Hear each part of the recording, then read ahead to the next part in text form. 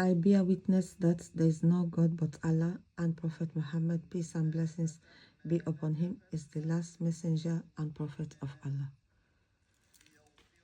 Assalamu alaikum wa rahmatullahi wa barakatuh. How are you, brothers and sisters? I hope everyone is doing well and everyone is good. Okay, today I'm gonna talk with you about the 5 pillars of Islam, which is with these pillars you become it's the pillars of Islam which you have to practice, yeah, as a Muslim, or to become a Muslim. You have to follow these steps to do these 5 pillars to become, yeah, like every Muslim, you know. Before you become Muslim, you have to take Shahada, and after you become a Muslim, you have to still keep practicing those 5 pillars of Islam. First of all is Shahadat, declaration of faith. So the first pillar of Islam is Shahadat, Allah ilaha illallah. That's, you know, the Shahada is the first pillar of Islam. That there are 2 Shahadas. There's no to say there's like you say that you accept that there's no God but Allah, number 1. Number 2, and Muhammad is the messenger of Allah. So this statement is normally recited like in Arabic, to say Ashhadu an la ilaha illallah wa ashhadu anna Muhammadan Rasulullah. There's no God but Allah, and Muhammad, peace and blessings be upon him, is the messenger of Allah. So this, like, when you say this, that means you become a Muslim. If you was not a Muslim and you say the Shahada, that's itself made you become a Muslim. It's enough for you to become a Muslim. Okay, so this is very, very important when you say Ashhadu an la ilaha illallah wa ashhadu anna Sayyidina Muhammadan Rasulullah. So it's essential to utter it to become a Muslim and to convert to Islam. The first Shahada, it's the unity of faith, that there's no God but Allah. It's the Tawheed. That's the main thing. The whole Islam is about Tawheed, which is the prayer that states no God but Allah. So without that, you can never be a Muslim, because we in Islam, we believe that there is no God but Allah. And first of all, secondly, to believe that Sayyidina Muhammad, Prophet Muhammad, peace and blessings be upon him, is the last and final messenger of Allah. So this Shahada is very, very important, and when you say it, you have to say it with your heart, and only not to say the Shahada with your heart is not enough to just pronounce the Shahada. You have to feel it from your heart, and you have to practice that as a Muslim, that you believe that Allah is alone, he has no partners, and Prophet Muhammad, is peace and blessings be upon him, is his last and final messenger of Allah. So when people, like newborn as well, they read they like, as a newborn as well, the first thing said to a newborn in his ears, they make Ashhadu an la ilaha illallah. They read Ashhadu an la ilaha illallah, Ashhadu anna Sayyidina Muhammad Rasulullah, and they call prayer in his ears. Also, when somebody died as well, it's if he says the Shahada before he died, that means it's a good sign that he's going to go to heaven, inshallah. So it's even when somebody is like they're like lying down, they dying, they say Ashhadu an la ilaha illallah wa ashhadu anna Sayyidina Muhammad Rasulullah. It shows how the Muslim prayer and the 5 and the pillars are like they're very, very important to a human being, starting from their birth, when they're newly born, till they leave this world. Secondly, it's prayer, which is the main thing after the Shahada.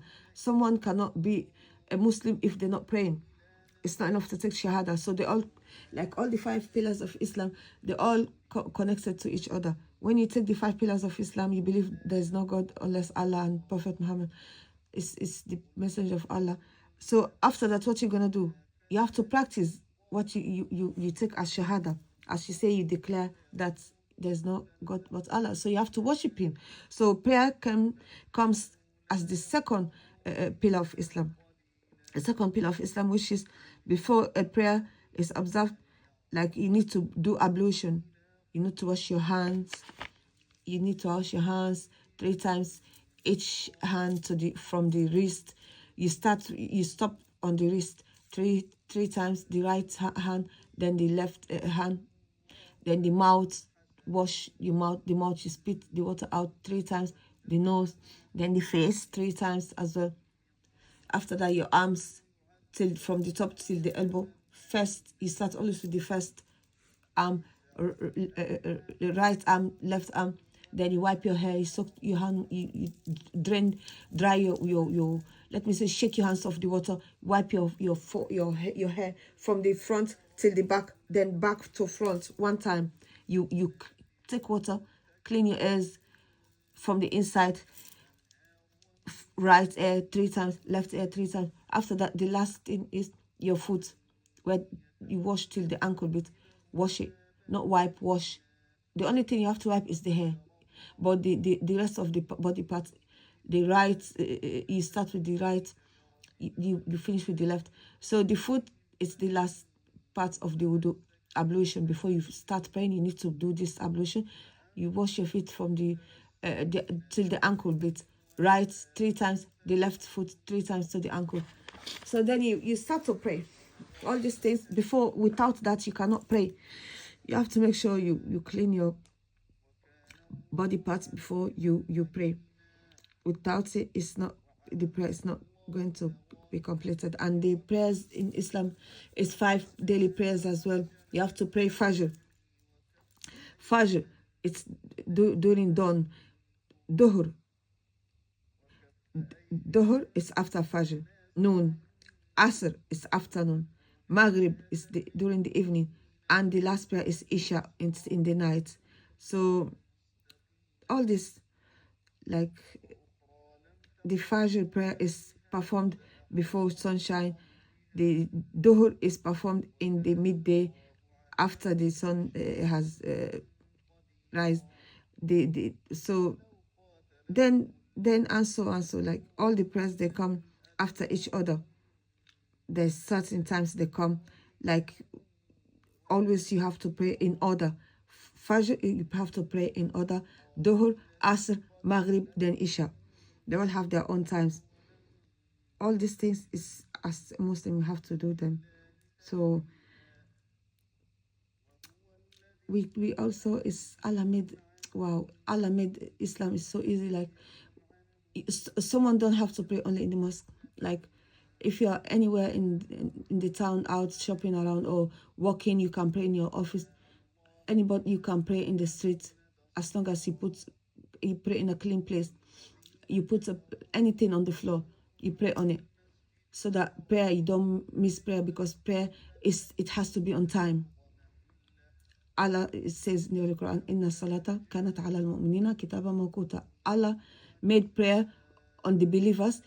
He made the prayer special time. It's supposed to be on time. So when you hear the call to prayer, you have to start to pray anywhere you are. Even when, oh my God, even when somebody is lying down in hospital, they can pray lying down. I see. So there's no excuses not to pray just because, oh, you're not in the mosque or you're not at home. You can pray anywhere. That's how prayer is very important, because that's the difference between a non-Muslim and a believer and not believer. Prayer. If somebody don't pray, well, they're out of Islam. You see? So that's the second pillar of Islam. Third pillar of Islam, zakat, which is taking 2.5% of everyone's wealth as a Muslim. You give to the poor, to the needy, to the people that need money. You know, this wealth to support like they give it to the Islamic community, they give it to the like places where those, I call it, the where you do donations, charities, to give the poor. So 2.5% of someone's wealth to give to those charities, to for them to give it to the needy, to the poor.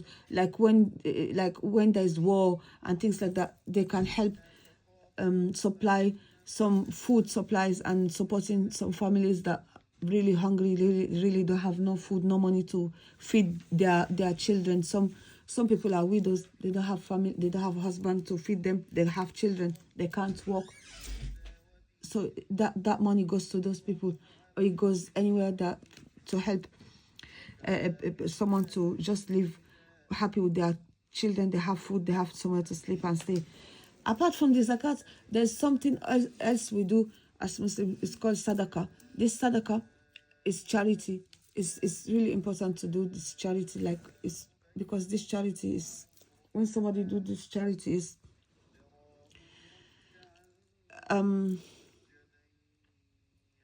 the charity is like when you see someone in the street hungry, you give them food, buy them food, give them food, give them, if you know, you believe they're not going to take money to buy drugs or anything, but you give them money. Maybe they need help with their family, like in the house, to just give something quickly. That's different from zakat. Zakat is the third pillar of Islam. It means taking 2.5% of your earnings every year. But you can do sadaqah every time. Sadaqah to do just good to somebody, make them, their life feel better, that they really, you help them somewhere where maybe they need to buy food or something like that. So it's very, very unique to help someone that's really hungry, haven't eaten all day, go buy pack of sandwich, pack of something, food, give him something to fill him up and drink, and that's sadaqah. So zakat is compulsory. You see, if you don't have, it's not.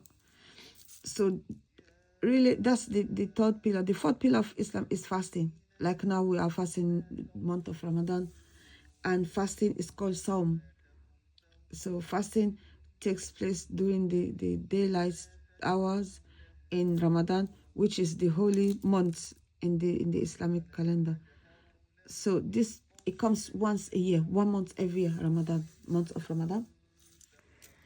Without so the thing is about fasting is to feel the need of, or the way how other people live in this world. There's some people have no money, they don't have no food. So if you are rich, you never slept with hungry, and there's people around the world, they sleep without no food. They have, like, they've suffered hunger and that, but you will never feel what those people feel till you fast. So Allah made us fast to be able to feel how those people, what they go through. Then from there we can be kind, and we can be supportive to them. And as well, this fasting is actually is for Allah, and all the other things we do, the other deeds we do in this world, is for us, but the fasting is for Allah. And only Allah knows how clean our fasting is. It's not only fasting from not eating, not drinking all day till in the evening time, but like the fast occurs from dawn to sunset each day, during which time believers are like expected to like keep themselves from anything. Look, not only about fasting not to eat and not drink. Fasting is to keep your mouth far from talking about someone in any bad, negative way, and not to, if someone try to bring argument of anything, fighting or something, you just tell them, I'm fasting, I'm not going to engage myself into anything. So it's purifying, to purify us as Muslims, to make us, our behaviors is totally good to fit to be a Muslim, like very, very unique behavior. Because nobody's perfect, but Allah wants us to be very, very good. So the whole body fast, actually, not only the belly and the mouth fast, not to speak about people in any bad way. The hands fast as well, like the whole body, not to touch anything bad which is not ours, or not to spoil someone by speaking about them, or not to do anything with the body that's against that will spoil the fast. So it's very, very unique. So the same thing, like there's lots of fasting as well. Sometimes someone can do during non-Ramadan time, which is Mondays and Thursdays, which which our Prophet Muhammad, peace and blessings be upon him, used to fast.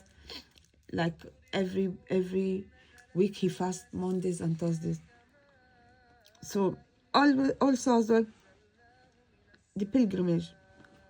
That one is when you have the opportunity to do that, to go do the pilgrimage in Mecca. So travel to Mecca, go do the Hajj, the pilgrimage, but only when you can do that. Like, it's enough for you to do it once in a life, one time in a lifetime. Some people go more than that, but it's not compulsory for everyone, because some people can't afford to go. The ticket now is very, very expensive to travel to Saudi Arabia to go do the pilgrimage.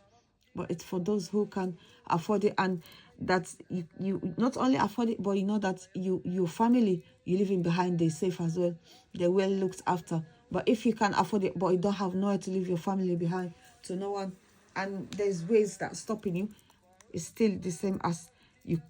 There's something stopping you. So like, it's not, you're not forced to do that. So it's very, very unique. When a Muslim makes a trip to Mecca, like, you see, you all meet together from all over the world. You see, everyone meets on it's like this place, this pilgrimage, it makes everyone meet from everywhere around, and like, you worship, meet in what, in loving Allah and worshiping Allah. So that makes a lot of good feeling, and makes you feel happy about and proud of the religion you are in, and being, as a good Muslim. This is very, very unique things to do as Muslims. So these are the 5 pillars of Islam. I'm just happy to share with you these 5 pillars of Islam. So thanks for listening, and thanks for coming to my channel. Don't forget to like and subscribe. Thanks. See you next time. Bye.